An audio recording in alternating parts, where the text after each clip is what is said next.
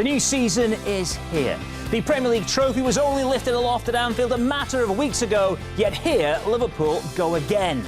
The new campaign begins today at Wembley Stadium. It's FA Cup holders Arsenal against the title-winning Reds in the Community Shield. Yeah, here we go again indeed. Here, Jason and I go again as well. And my partner in crime is back alongside us for the new campaign. It's exciting. It's very soon. And what are your thoughts ahead of it all beginning once more?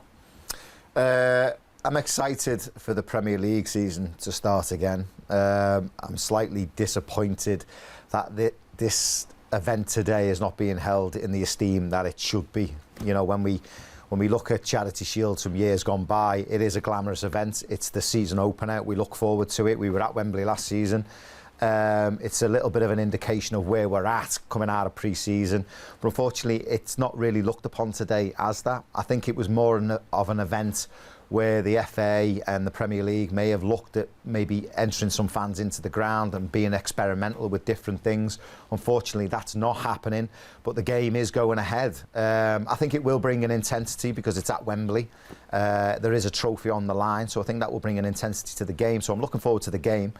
Two great teams. Arteta's done a fantastic job with Arsenal, as we've seen coming out of lockdown, and winning the FA Cup. But it's an opportunity to see where we're at, having such a small pre-season of only, 2 or 3 weeks to prepare, to see exactly where we're at. Yeah, I think the image of Wembley way behind you, or how empty it is today, just underlines where we're at in terms of the fixture. It's just not the kind of image we're used to seeing ahead of this game. It is a showpiece. In terms of the competition itself, of course, Liverpool's record in it is as follows. Shared it on a few occasions, won it 10 times outright through their history. It is kind of always a secondary competition to win, but today actually probably does carry a bit of significance because we've had so few pre-season games, only 2 matches so far. We actually need this game to get us ready for it starting for real next weekend. Yeah, you're right, and that's why I said, this is, a very glamorous game which will be looked upon slightly differently by both managers. As you've said, 2 weeks, 3 weeks they've had in pre-season.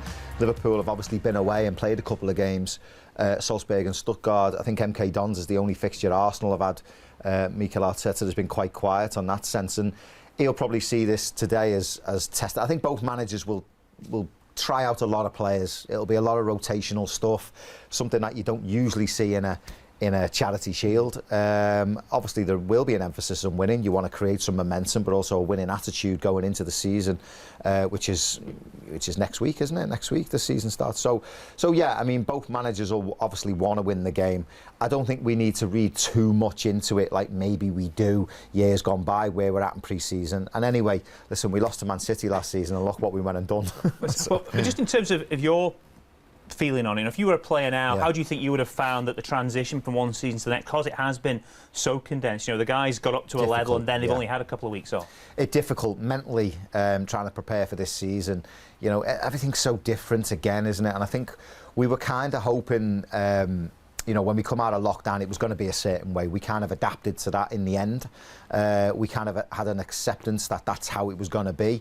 But I think at the back of everyone's mind, even us as pundits and, doing the game in the media, I think even we had a slight feeling, going into the new season, things would be opened up a lot more. I kind of hoped that we would have maybe 20,000 in the stadium watching the game. I kind of hoped that we would see maybe 20, 30,000 at Wembley for this prestigious game.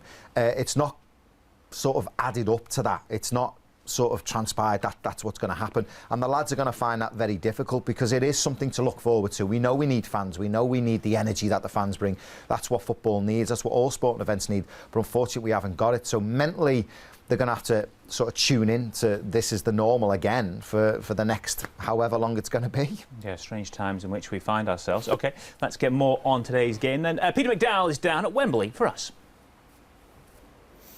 Thank you, gentlemen. Good to see you back. First time Arsenal and Liverpool have done this since 2002, and you will have memories of that, I'm sure. Arsene Wenger at the height of his powers, Arsenal just double winners, Liverpool runners-up, and the revolution that Liverpool needed. 8 months into Mikel Arteta's reign, 18 years on, is really just underway. A new head of football on the way, a complete redesign to the way they scout players as well. Arsenal do have a real good feeling about this Arteta revolution and where it all starts. Of course, FA Cup winners. They come into this today smelling a decent opportunity, albeit as underdogs. Jurgen Klopp does not believe in friendlies, so sees this as a really decent test 2 weeks into their pre-season. Injury news, Trent Alexander-Arnold forces his way into contention. Whether he starts today, we will wait and see. Shaqiri on his way back, Harry Wilson too, and also good news on Jordan Henderson, albeit all three not involved in this one this afternoon. 2 weeks away from the start of a new Premier League season. They will be ready, Jurgen Klopp thinks. Should be a really decent game today. Team news confirmed for you at 3:30. Thanks, Pete. Yeah, it's interesting to look at the players available today, the sort of situation we find our squad in now. On the plus side, some of the younger talents got invaluable experience at the end of the last campaign. Guys like Neco Williams, Curtis Jones, in and around the team, playing games. They are in a better position starting this season than last. Yeah, of course they are. I mean, the progression has been a good one. You know, being in the cups where Jurgen likes to play them, they progressed quite far, so it was more game time. Being in that environment such as Anfield in a full stadium, that's part of the learning curve. You know, different players, young players have done different things. Ryan Brewster's gone out on loan, done exceptionally well at Swansea, 11 and 22. You know, what a record that is to come back to Anfield full of confidence. I know he's got a swagger anyway, but there's a bit more of a swagger about him now, which is great.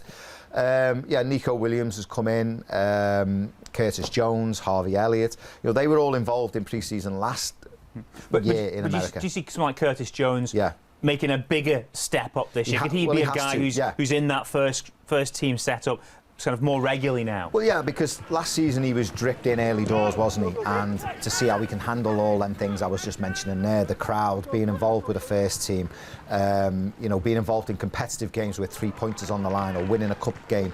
And he's handled that really, really well, and he's grown in confidence. So now Jurgen has looked at him and having a confidence in him, knowing he can put him on now for half an hour. I don't think Curtis is one of these players that is going to start a lot of big games. I think we know the team. The team really picks itself now, apart from that middle area where it chops and changes. But we've got, I think I was reading the other day, we've got 10 options in that central area.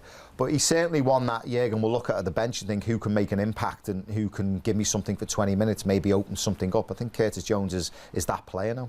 But they could be invaluable as well, because we've seen that the transfer market is in a strange place because of the things we touched on at the top of this show. So resources might be tight. He might need to turn to his younger players a little bit more as well. Absolutely, and we've got players, as I've just said, like Curtis Jones. Harvey Elliott now can come in for half an hour. I'm sure he could do a job.